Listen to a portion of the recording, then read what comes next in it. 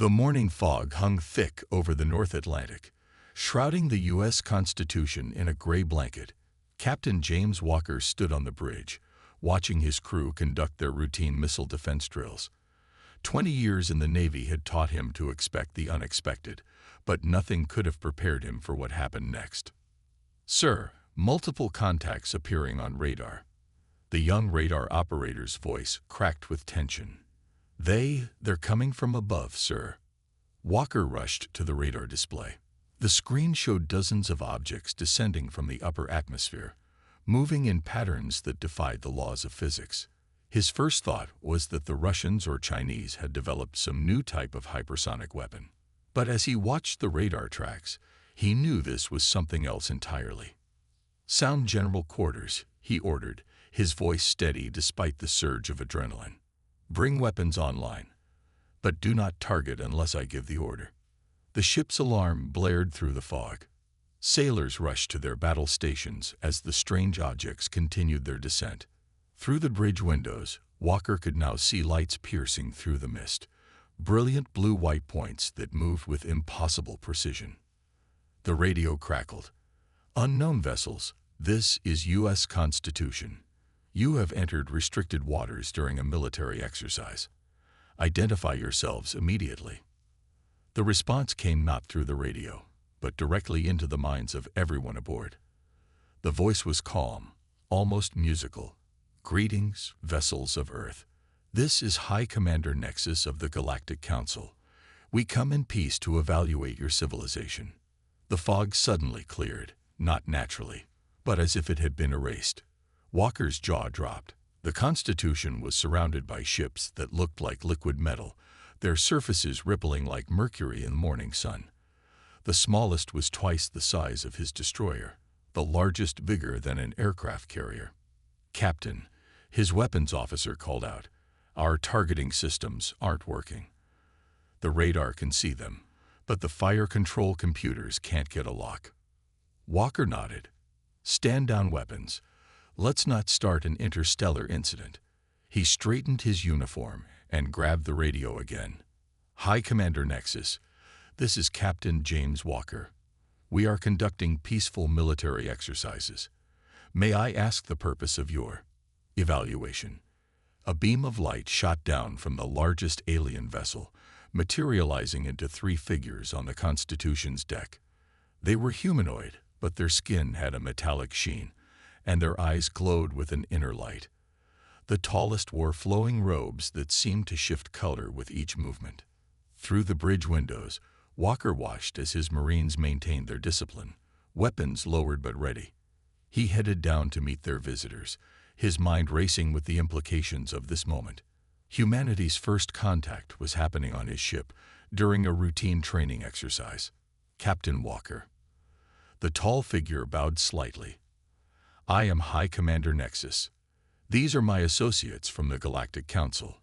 We have been monitoring your species for some time, and we believe you may be ready to join the interstellar community." Walker returned the bow, remembering his diplomatic training. "We're honored, High Commander.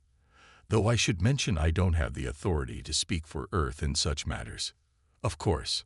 Nexus smiled, but there was something condescending in it. His eyes fell on the ship's main gun. "Still using chemical propulsion weapons. I see. How quaint.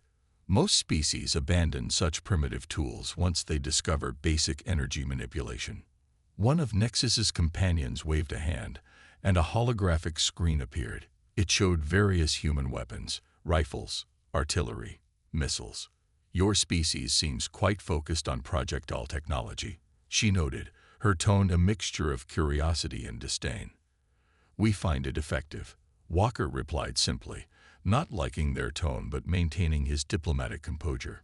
"The Council will need to evaluate your military capabilities," Nexus announced. "For your own protection, of course. We cannot have primitive weapons endangering interstellar peace." He paused, studying Walker's reaction. "Your world leaders will be contacted shortly.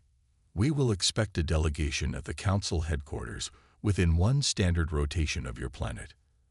As quickly as they had appeared, the aliens vanished in another flash of light.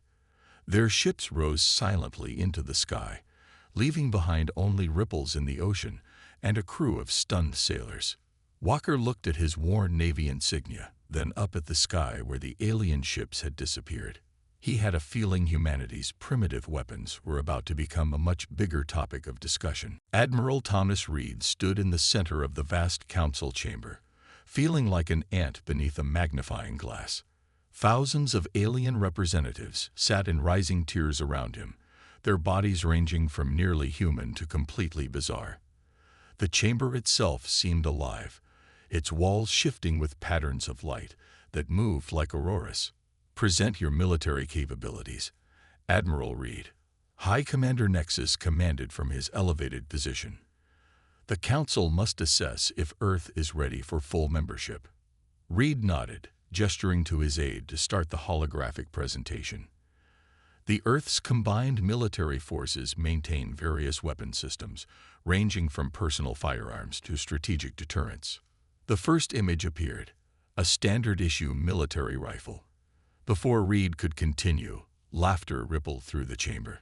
He paused, jaw tightening. "You mean to tell us," a bulbous creature near the front wheezed, "that your soldiers still carry chemical-propelled projectile weapons? How do you even fight wars with such toys?" Reed kept his voice steady. "We find them quite effective, Counselor. This rifle can accurately deliver rounds at ranges up to..." More laughter interrupted him. High Commander Nexus raised a hand for quiet, though his lips twitched with barely contained amusement. "Please, Admiral. Surely you have more advanced weapons to show us. Energy-based systems, perhaps." "We do have more powerful systems," Reed continued, switching the display to show a naval railgun. "This electromagnetic weapon can launch projectiles at Mach 7, delivering tremendous kinetic energy to the target." The chamber erupted in open laughter now. Even the more dignified council members couldn't contain their mirth. Reed spotted several wiping tears from their various types of eyes. Magnetically accelerated chunks of metal. Nexus shook his head. "Admiral, the poorest worlds in our council mastered basic shield technology thousands of years ago. Such primitive projectiles are useless against even civilian-grade defensive systems." To demonstrate his point, Nexus pressed a button. A small drone floated down, surrounding itself with a shimming energy field. "Observe." He turned to one of the guards. "Shoot it with your weapon." The guard raised a sleek pistol and fired. A brilliant beam of energy splashed harmlessly against the shield. "You see, Admiral, even our personal shields can deflect weapons far more advanced than your proudest achievements." Reed watched carefully, noting how the shield rippled on impact. "Would the Council be willing to demonstrate their shield technology against our weapons? A fair comparison." "You wish to waste the Council's time shooting bits of metal at our shields." Another wave of laughter swept the chamber. Only one council member wasn't laughing. A tall, silver-skinned female that Reed's briefing had identified as Representative Lyra from the Centauri systems. She leaned forward, studying the weapon schematics with actual interest. "These projectiles, they fragment on impact." "Some do," Reed answered, grateful for one serious question. "We have various ammunition types for different purposes." "Fascinating," Lyra murmured, but her voice was drowned out by the continuing amusement of her peers. High Commander Nexus stood, silencing the chamber. "Very well, Admiral. The Council will humor your request. In one standard month, we will conduct a demonstration. If your weapons can penetrate our latest shield technology, Earth will be granted full membership status." His expression grew serious. "However, when your weapons fail, and they will fail, Earth will be classified as a protectorate. For your own safety, of course. We cannot have primitive worlds running around with dangerous toys they don't understand." Reed straightened to his full height. "And if we refuse this challenge, then you will be classified as a protectorate immediately." Nexus smiled coldly. "The choice is yours, Admiral.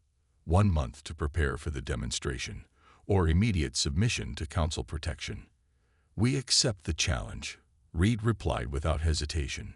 He caught Representative Lyra's eye, and saw her slight nod of approval. As he left the chamber, the sound of alien laughter still echoing off the walls, Reed allowed himself a small smile. They hadn't asked a single question about the ammunition. Like every other advanced civilization they'd encountered, they assumed the weapon itself was the important part. How very wrong they were. Dr. Anna Miller stared at the holographic display floating above her desk at the Pentagon's Advanced Weapons Lab. The alien shield specifications scrolled past her eyes, a gift from their arrogant visitors who clearly thought humans too primitive to understand them. They didn't even bother encrypting this, she muttered, taking another sip of cold coffee. Her team of scientists and military experts had been working nonstop since Admiral Reed's return from the council chambers 3 days ago. The door opened, and Admiral Reed walked in, looking tired but determined. "Tell me you have something, Doctor." "Maybe." She gestured at the complex equations floating in the air. "Their shield technology is amazing, but it's also predictable. They've been using the same basic principles for thousands of years."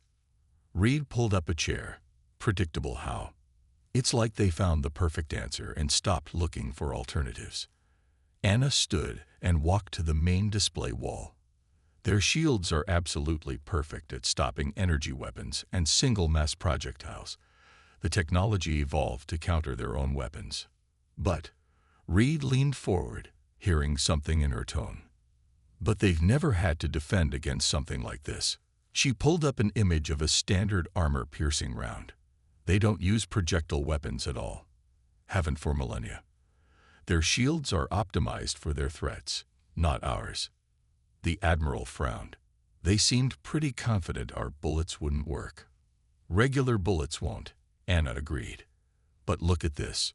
She typed quickly, and a simulation appeared.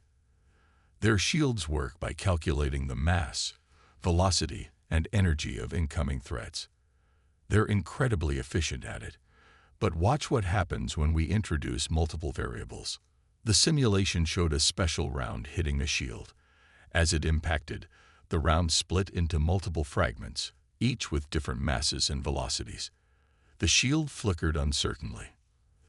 "Their defensive systems are too perfect, too specialized," Anna explained. "They can stop any single threat with incredible efficiency, but they've never encountered weapons designed to fragment or separate on impact. Their computers try to calculate each piece as a new threat, and with enough variables. They get overwhelmed." Reed finished, starting to smile. "Exactly." Anna pulled up more designs. "We've been working on some new ammunition types. Multiple stage penetrators, smart fragmenting rounds, even some old designs from World War II modified with modern materials." Reed studied the designs. "They're so sure of their technology, they gave us everything we needed to beat it. When can you have prototypes ready?" 2 weeks for the first batch. We'll need the rest of the month for testing and production." She paused. "Sir, there's something else. These shield specifications, they're not just defensive. The way they're designed, they could be used to trap and contain things. Like a planet." The Admiral's expression darkened. "You think they plan to use them on Earth?" "If we failed their test, yes. Their protectorate status would have been a cage." She met his eyes. "They're not just arrogant, sir. They're dangerous." Reed stood and walked to the window, looking out at the Pentagon courtyard where soldiers went about their daily routines, unaware of how close Earth might be to losing its freedom. "How many different ammunition types can you have ready for the demonstration?" "At least 6. Maybe more if the preliminary tests go well." She pulled up another simulation. "We're starting with modifications to existing rounds, but I have some ideas for completely new designs." "Good." Reed turned back to her. "They think we're primitives playing with toys we don't understand. Let's show them just how wrong they are." "Sir," Anna called as he headed for the door.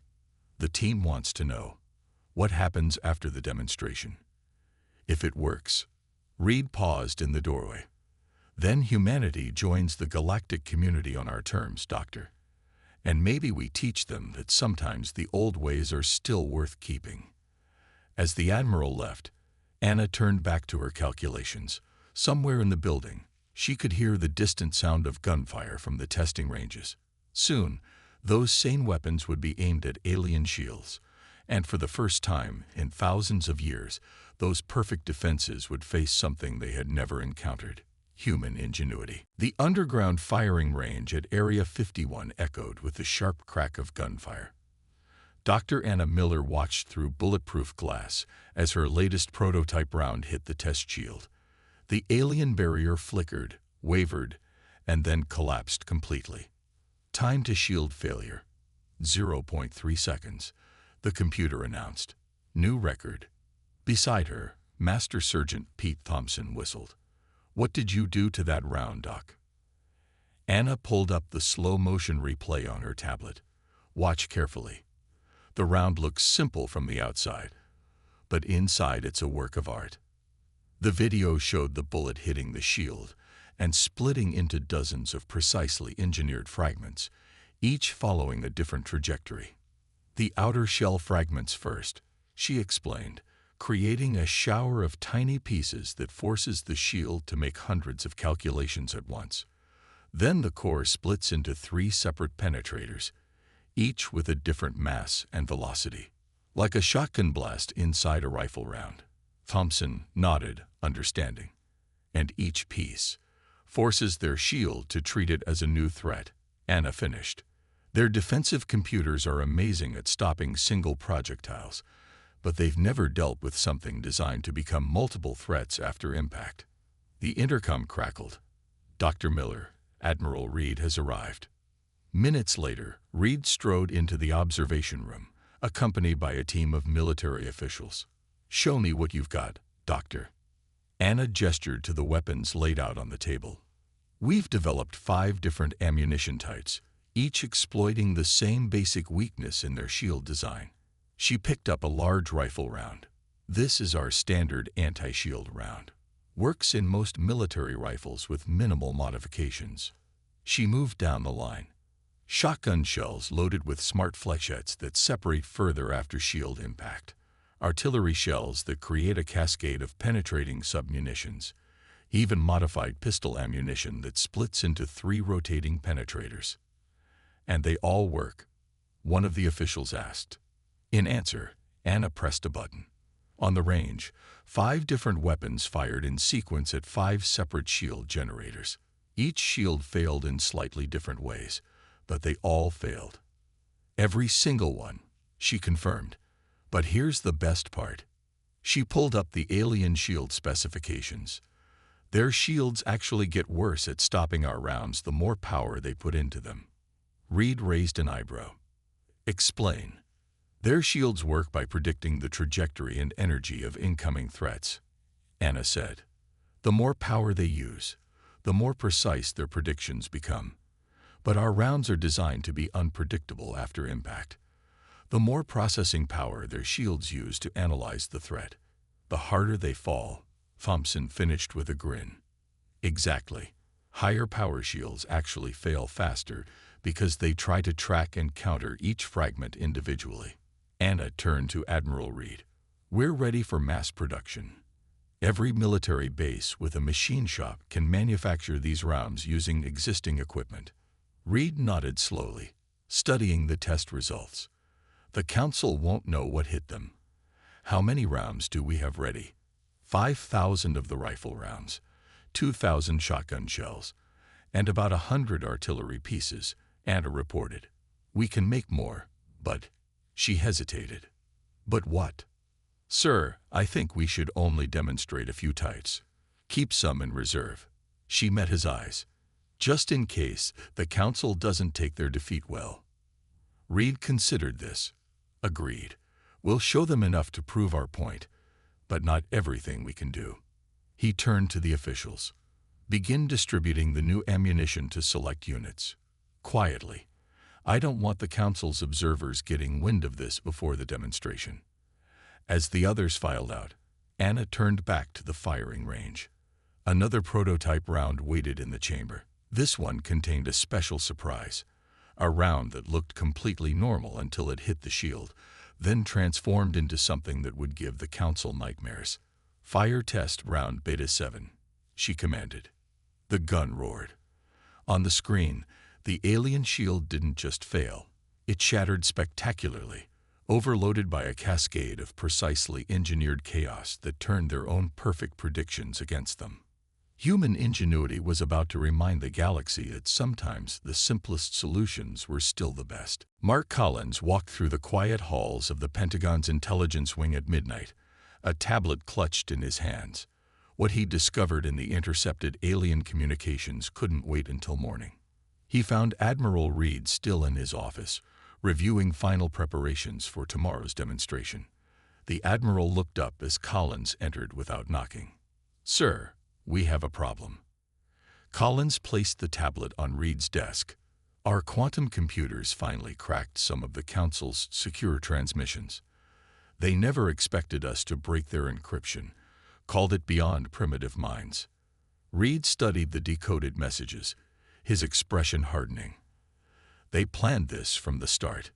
"Yes, sir. The demonstration was never meant to be fair." Collins pointed to specific passages. "Half the Council already voted to make Earth a protectorate. They're calling us a potential threat because we still solve problems with physical weapons instead of energy manipulation. They're afraid of us," Reed realized.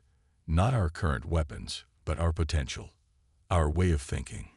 He stood and walked to the window, looking out at the nighttime Washington skyline. "What else?" Representative Lyra's been asking questions. She discovered that 3 other civilizations were made protectorates in the last decade. All of them had something in common with Earth. They thought differently than the Council majority. Reed turned. "They're not just containing primitive worlds. They're containing anyone who might develop along a different path than theirs." "Exactly, sir. And there's more." Collins pulled up another file. Dr. Miller's theory was right. Their shield technology can be modified into a planetary containment field. The Council's already moved 6 ships into position around Earth. The Admiral was silent for a long moment. "Have they detected our preparations?" "No, sir. They're still laughing about our primitive projectile weapons. Their arrogance is working in our favor. None of their scans can detect the special ammunition. It looks identical to regular rounds from the outside." Reed nodded. "What about the demonstration site?" "Everything's in place. We followed their requirements exactly. Old weapons only. Nothing that looks too advanced. Captain Walker's team finished setting up an hour ago." Collins managed a slight smile. The Council observers actually chuckled when they saw we're using a Vietnam-era M16 as one of the test weapons. "Good." Reed checked his watch. "The demonstration starts in 9 hours. Is the backup plan ready?" "Yes, sir. If things go bad, we have modified ammunition pre-positioned at every major military installation globally. And Dr. Miller's team finished the emergency distribution packets.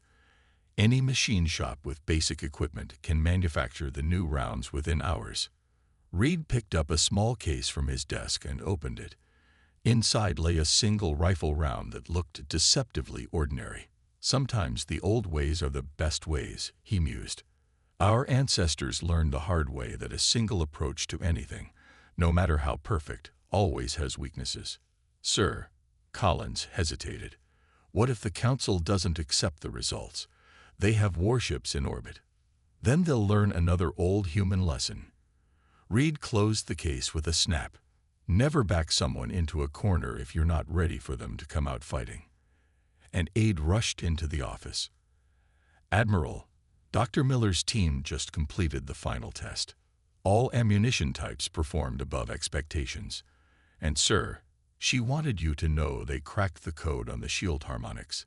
Even their strongest barriers will fail against the new rounds." Reed stood straighter.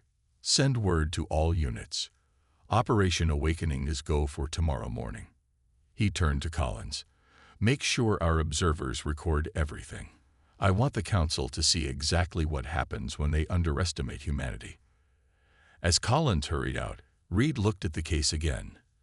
Humanity's future would be decided by something as simple as a bullet, and the creativity to use it in a way no one else had imagined. In 9 hours, the galaxy would learn that sometimes the simplest weapons, in the hands of those who truly understood them, were the most dangerous of all. The morning sun beat down on the Nevada desert as High Commander Nexus and the Council delegation settled into their protected observation bunker. Through the transparent armor, they could see the array of human weapons laid out on the testing range. Everything from pistols to a naval gun carefully transported from the U.S. Constitution. Such primitive devices, one council member chuckled. Look, they even brought ancient projectile weapons. Admiral Reed stood calmly beside the first testing station, an old M16 rifle in his hands. Dr. Miller's voice came through his earpiece. All ammunition is loaded and ready, sir. Shield analysis systems are recording. Whenever you're ready, Admiral. Nexus called through the communication system, not bothering to hide his amusement. Show us what your antiques can do. Reed nodded to the range officer. Activate the first shield. A shimming barrier of energy appeared 50 yards downrange, its surface rippling with complex patterns. The Council had provided their most advanced personal shield unit, the kind used to protect their highest officials. First demonstration, Reed announced. Standard infantry rifle. Laughter echoed from the bunker as Reed raised the M16. The Council members had seen the specifications of these human weapons. Simple chemical propulsion, simple metal projectiles. Their shields could stop energy weapons 1,000 times more powerful. Reed squeezed the trigger. The crack of the rifle was followed by something nobody in the Council had ever seen before. Their perfect shield collapsed in a spectacular flash of light. Warning indicators blared in the bunker as their instruments tried to make sense of what had just happened. Impossible. Nexus stood up so quickly he knocked over his chair. That shield could stop a capital ship's energy cannon. Second demonstration. Reed continued as if nothing unusual had happened. He moved to a standard police shotgun. Another shield activated downrange. The shotgun roared. The shield didn't just fail. It shattered into cascading waves of energy as the specially designed flechettes overwhelmed its defensive algorithms. Now there was no laughter in the bunker. Council members were shouting, checking their instruments, arguing about what they were seeing. Representative Lyra alone sat quietly, a small smile on her face. Third demonstration. Reed walked to the naval gun. Standard deck cannon, U.S. Constitution. Stop this. Nexus commanded. Your weapons have been modified with energy projection systems. This is a deception. No deception, High Commander. These are exactly what they appear to be. Projectile weapons. Reed nodded to the gun crew. Fire when ready. The naval gun thundered. Its shell struck the largest shield the Council had erected, rated to protect against asteroid impacts, and turned it into a spectacular light show as thousands of engineered submunitions overwhelmed its processing core. How? Nexus demanded. These are impossible results. Your shields are perfect at stopping single threats, Reed explained. But you never considered what would happen if the threat multiplied after impact. Each round contains engineered components that fragment in specific ways, overwhelming your defensive calculations. He walked to the bunker window, looking directly at Nexus.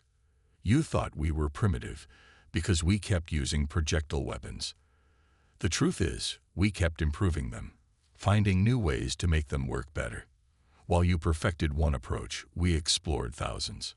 The Council will not stand for this deception. Nexus sputtered. We have ships in orbit. If you think these weapons will protect you, we've already distributed the new ammunition designs to every major military force on Earth. Reed cut him off. And now we know exactly how your shields work, or don't work, in this case. Representative Lyra stood. The demonstration is conclusive, High Commander. By the Council's own laws, Earth has earned its full membership. She turned to Reed, and perhaps taught us all a valuable lesson about the dangers of assuming our way is the only way. Reed nodded to her. then turned back to Nexus. Now shall we discuss Earth's membership in the Council, as equals this time. Behind him, the desert wind blew gun smoke across the testing range, where humanity's primitive weapons had just rewritten the galaxy's understanding of warfare. 1 month after the demonstration, Admiral Reed stood at the podium in the Great Council chamber. The same aliens who had laughed at Earth's weapons now sat in respectful silence as he presented humanity's formal acceptance of full Council membership. Earth thanks the Council for recognizing our civilization's readiness to join the galactic community. Reed spoke clearly, his voice carrying to every corner of the vast chamber. We look forward to sharing knowledge and technology for our mutual benefit. High Commander Nexus, notably less confident than before, nodded stiffly from his seat. The defeat of their shield technology had shaken the Council's foundations. Already, 3 former Protectorate worlds had petitioned for re-evaluation of their status. As Reed left the podium, Representative Lyra approached him. Your demonstration has caused quite the stir, Admiral. Several Council members have requested information about projectile weapon development. I imagine they have. Reed smiled. Though I notice they're not laughing about primitive technology anymore. No, they're not. Lyra's expression grew serious. But that's not why I needed to speak with you. We've detected something approaching from beyond the galactic rim. Something our energy weapons can't harm. She handed him a data crystal. These are the sensor readings. Whatever they are, their hulls absorb energy attacks completely. 3 border outposts have already fallen. Reed studied the readings, his military mind analyzing the threat. And you think our projectile weapons might work where your energy weapons fail? We think different approaches might be exactly what we need. Lyra gestured to the chamber around them. The Council achieved perfection in one type of warfare and stopped looking for alternatives. But the galaxy is vast, Admiral. Perhaps too vast for any single solution. Dr. Miller joined them, carrying her ever-present tablet. The Council's already expressing interest in our multi-stage penetrator designs. We've received technology exchange proposals from 12 different worlds. Accept them all, Reed decided, but keep the latest developments in reserve, the ones you've been working on since the demonstration. Miller nodded. You mean the adaptive rounds? The ones that change their fragmentation pattern based on the shield type they encounter. Exactly. If there's really something coming from beyond the rim, we might need every advantage we can get. Reed turned back to Lyra. How long until this new threat reaches Council space? 6 months, perhaps less. She lowered her voice. Many Council members are afraid, Admiral. They've relied on energy weapons and shields for so long, they've forgotten how to think differently. Then it's time they remembered. Reed handed the data crystal to Miller. Doctor, I want you to work with the Council's scientists. Show them how to think outside their perfect solutions, and get me everything we have on these new contacts. Already on it, sir. Miller's fingers flew across her tablet. I got some ideas about combining their energy projection technology with our fragmenting rounds. Imagine a projectile that carries both kinetic and energy payloads, splitting into multiple energy-kinetic hybrid penetrators. As she walked away, already deep in calculations, Lyra watched her go with admiration. You humans never stop innovating, do you? It's what kept us alive during our own wars, Reed explained. We learned the hard way that the perfect solution today might be useless tomorrow. Better to have many options, even if some seem primitive. The chamber's great doors opened, admitting a group of urgent-looking council members. More reports had arrived from the rim. As they hurried past, Reed caught fragments of their conversation, words like unstoppable and impossible to defeat. He smiled slightly. They still didn't understand. Nothing was unstoppable once you stopped looking for perfect solutions and started thinking differently. Humanity had learned that lesson centuries ago, and now they would teach it to the galaxy. Time to show them what else these primitive weapons can do, he murmured, and walked toward the worried council members. The next chapter in humanity's story was just beginning, and this time, No one was laughing.